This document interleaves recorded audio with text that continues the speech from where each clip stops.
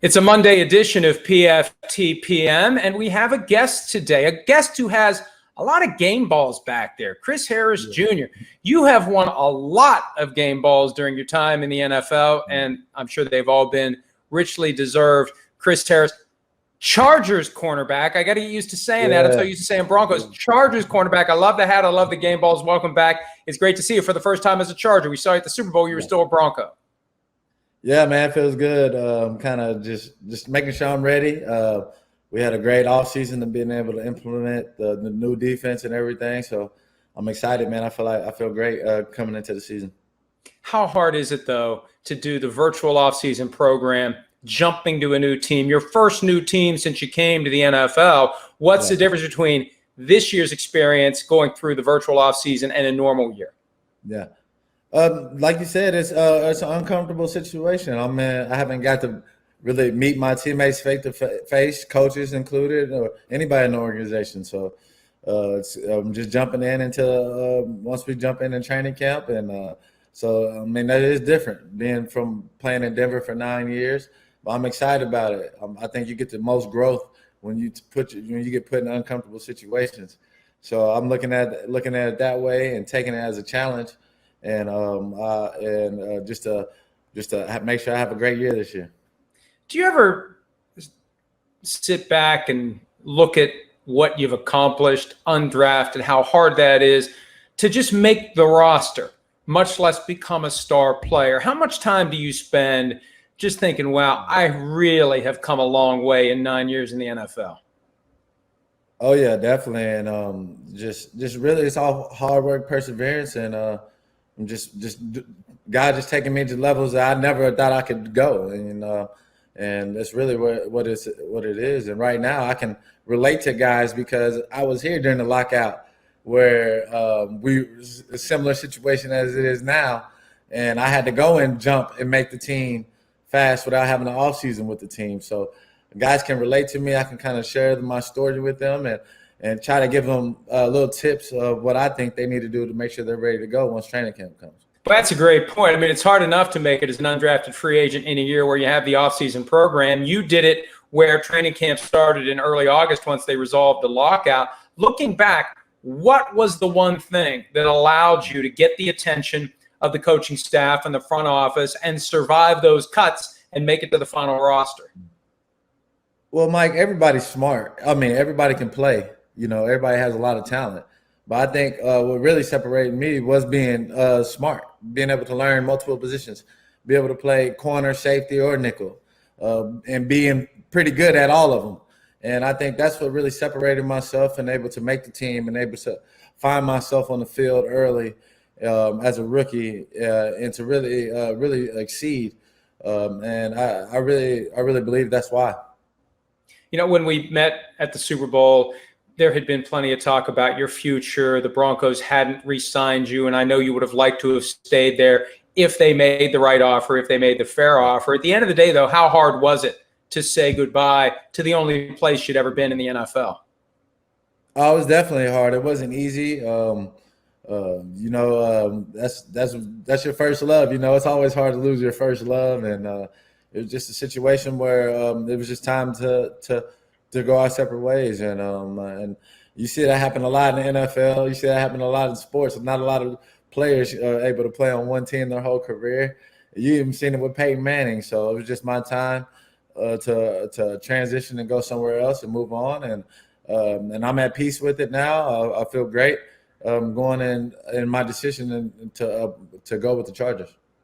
You play with a lot of head coaches in Denver, from Gary Kubiak, before that John Fox, right? And then there was Vance Joseph, ultimately Vic Fangio.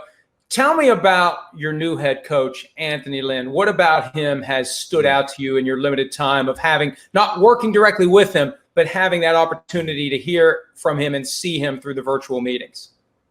Man, Coach Lynn, he's a guy. What really I liked is that he's so hungry to win now. The urgency that he comes with and he approaches us with is just having a high urgency to win now. And that's what I wanted. I wanted guys in the organization they're trying to get over that hump. They're trying to win now. So that's really sparked my attention with Coach Lynn. What do you know about training camp, what it's going to be like? Is it going to open on time, and any other issues relating to the impact of the pandemic on football? Yeah, I don't know anything. I know that I think there's supposed to be some type of vote or something with the NFLPA, the doctors, whatever, and trying to figure that out come I think by mid-July or so. What's going to be the schedule and how we're going to do it? But you never know what's going to happen, man. It could be you've been seeing a lot of outbreaks happen. A lot of people lately have tested positive for it lately, so you never know what's going to happen. With me, I'm just taking it day by day, man. That's all you can do is just take it day by day, and if hopefully they allow us to play football. That's something that I think football unites everybody, and that's what we need. And I look at it from the perspective of how I would have felt if I was 21, 22, 23 going through this. Probably a different mindset than if I was entering year 10. From your perspective, how do you balance concerns about the virus, concerns about family members potentially getting it, with the desire to play football, and with the belief that even though you've been around 10 years, you're too young to have a serious outcome if you would catch it? Yeah. Well, with me is I know I can beat it. I know that I can try to fight through it the best as I can. But it's just worrying about my 4 little girls and my wife and my family. I don't. That's where definitely I have a big issue with that. It's just not putting them in danger, not me putting them in danger. I don't want to be the cause of them getting sick or anything from that. So that's where the worry some comes from. But with me, I know I can beat it. I know I can fight and try to fight through it. I seen Vaughn, he fought through it. So you've seen a lot of people fight through it and be able to overcome. But it's just me, it's just putting other people in harm's way. Have you heard anything from Vaughn about what he went through? It seems like from time to time he had some real concerns. It wasn't just everything's fine. I got the cold, I got the flu, whatever the case may be. I got the impression he had some real concerns that he could have had some serious health effects. Well, if anybody knows Vaughn, he has asthma issues. So then, so when I seen him get it, definitely spark an issue with me because he already knew he had asthma problems. So, but he was able to overcome it. And he said it was real. The symptoms are serious, and that people should definitely take it seriously. So, just listening to him and his approach on it and how he had to fight through it. Definitely made me know that it is real because that's one of my best friends, and I seeing him being affected by it. It definitely becomes real to you. What's it been like trying to stay in shape without having a team facility to go to and having to find other ways to be in the kind of condition and strength that you need to be? Yeah. For me, my training hasn't changed. We've been able to keep our gym open, but just limit how many people I work out with and stay on my same routine I've been in the past. I've been with my trainer for 9 years, so being able to stay on my same routine, I haven't missed a beat. So I'm ready to go. I feel great, and I'm just whenever it's time to go and whenever it's time to play, I'm gonna be ready to go. The past 3 months have been unlike any that I can recall, from the coronavirus to the George Floyd murder and the aftermath of that, the awakening by so many in America when it comes to issues of racial equality and social justice. You recently wrote a letter that appeared on the Players Tribune, a letter to your 4 daughters. Tell me a little bit about what prompted the letter and the message that you'd like to get across to children everywhere of all races who may be looking at these times and wondering what in the world is going on. Yeah. Well, really, I just led in my spirit just to really reach out to all Black young women, really all Black women, to really see that letter, but mainly younger women. That's the main focus I was really focusing on, and just to show them that they can overcome. They're smart. They're strong, and I just want to encourage them and to build them up, and because you don't see that a lot. I don't see that a lot, and I wanted to be just a guy to stick my neck out for them and to encourage them and to continue to do what they're doing. It seemed like before George Floyd, if a guy would stick his neck out, there would be maybe some hesitation, concern for repercussions, concern for criticism. That really has all gone away. I've seen a lot of people standing up, saying what they believe, and whatever the repercussions are, They are. How has it felt for you personally? Has it felt like there's a weight off of you that allows you to say what you believe when you believe it? No, I don't think that. None of that really bothered me. I think this is just the timing of the letter.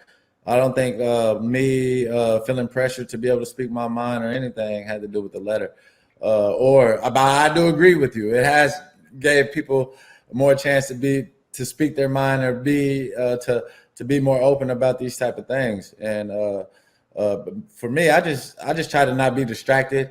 Just always try to preach love on people, unity, because you can get caught up and distracted on what's going on TV, what's going on in the news, and really that take over what's going on and really take over your mind. So I just try to have a clear mind, clear focus, and just always preach love, and that's what I try to do.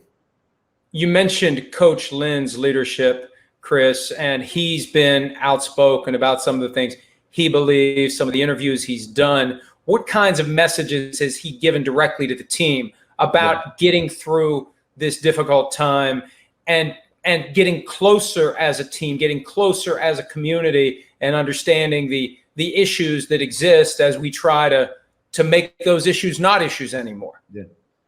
Oh yeah, we had a long hour talk with Coach Lynn, and he addressed. I think he addressed each position group, and he addresses that as a team.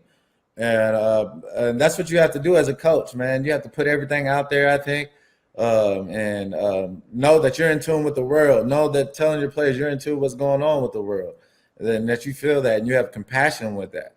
And when you do that with your players are going to ride or die for you. And that's what he's done. He's been able to show compassion with the situation and with us. And when you do that, man, that's huge. That's huge for players. Going back to the decision to join the Chargers, and this may have come up when we got together at the Super Bowl, but you had your chance to get away from Patrick Mahomes. What are you thinking? Staying in the division with Patrick Mahomes, Chris? Hey, man, you got to love competition, man. I've never been a guy that ran from competition, and they're the best right now. They were Super Bowl champs. I know what it feels like to be the champ after that next year. It's hard. It's hard to duplicate that same results. And I mean, hey, the championship is up for grabs. It's a whole new year, and you got to prove yourself again. The Chargers have, I think, one of the best defenses in the NFL. What stands out to you when you think about those new teammates, knowing that you came from a team that not long ago had one of the best defenses of all time? Yeah. Being able to play with all those guys, I mean, it's one thing I really noticed is that these guys are already established. I mean, they already got Pro Bowls, all pros. And me just joining those guys is just going to me. I'm going to try to boost their play, try to raise their game into another level. And with my knowledge that I have within the division and just being a successful player on the field. And when I see Derwin James, I mean, I haven't played with anybody as talented as Derwin James other than I would say Keith Talib, or I played with the latter end of Champ Bailey, but nobody like Derwin James, how he can mess up the game in the secondary. So I'm excited about playing with him. Bosa and Ingram, those guys they kind of give me familiarity with Vaughn and D. Ware, or Vaughn and Dumerville, how they used to mess up the game. So those guys are capable of doing the same thing. So I'm excited to join those.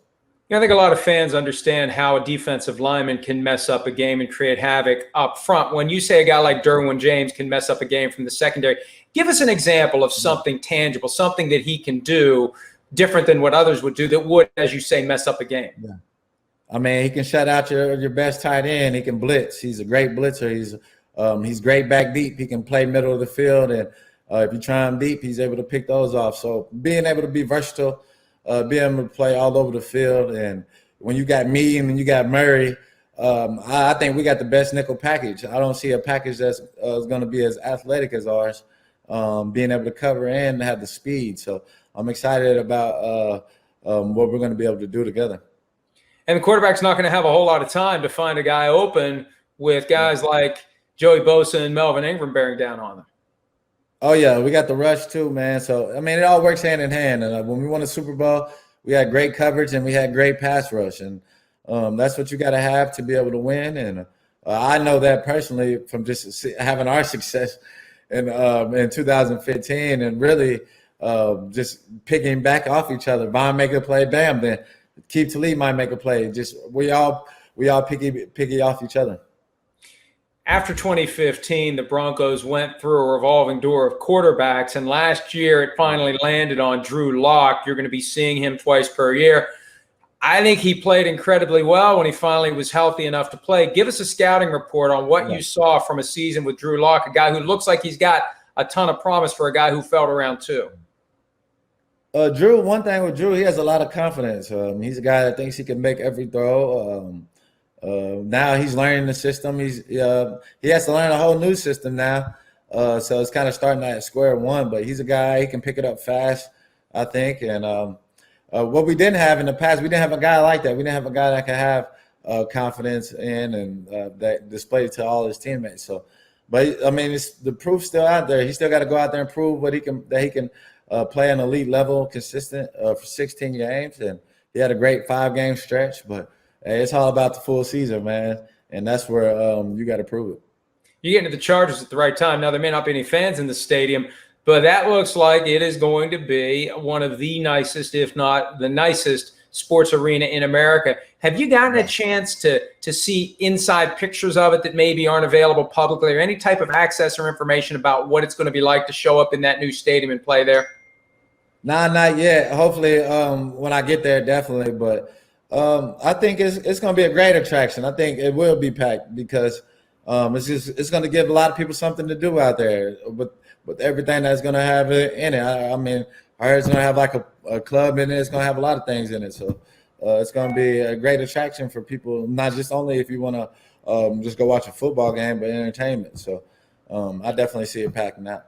The ultimate attraction there will be a successful football team, and the competition is going to be between the Chargers and the Rams, and having a guy like Chris Harris around is going to make a difference for the LA Chargers. You know, this is a team, I don't know why it feels like they're overlooked, and you've seen them twice a year every year. Why do you think that there just tends to be this attitude around the NFL and around fans and the media? Chargers maybe aren't one of the better teams when maybe they are.